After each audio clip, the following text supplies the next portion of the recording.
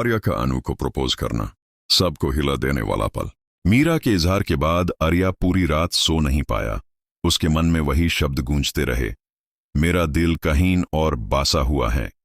यह एहसास जितना दर्दनाक था उतना ही जरूरी।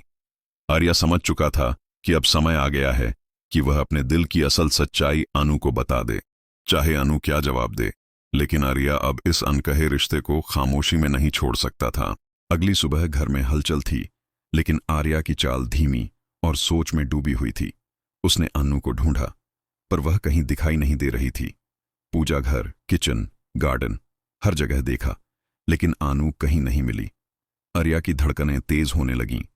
उसे डर था कि कहीं अनु उससे दूर न जा रही हो, कहीं वह भी वही महसूस करती हो पर कह ना पा रही हो। आखिरकार आर्या ने उसे पुराने बरगद के पेड़ के पास बैठा पाया, वही जगह जहां दोनों ने कई बार बिना कुछ कहे भी बहुत कुछ महसूस किया था।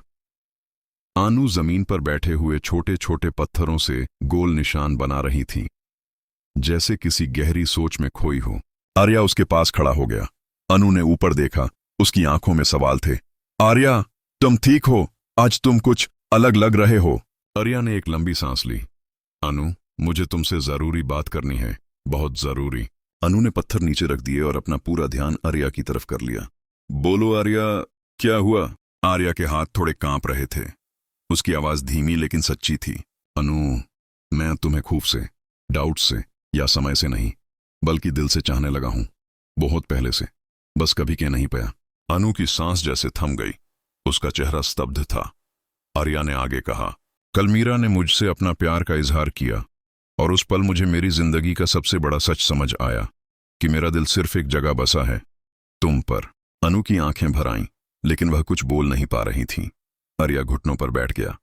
उसने धीरे से अनु का हाथ पकड़ा। अनु, क्या तुम मुझे अपनी जिंदगी का हिस्सा बनाने को तैयार हो? क्या तुम मुझसे शादी करोगी? यह सवाल हवा में ठहर गया, जैसे आसमान भी सुनने के लिए रुक गया हो। अनु के हाथ कांप रहे थे।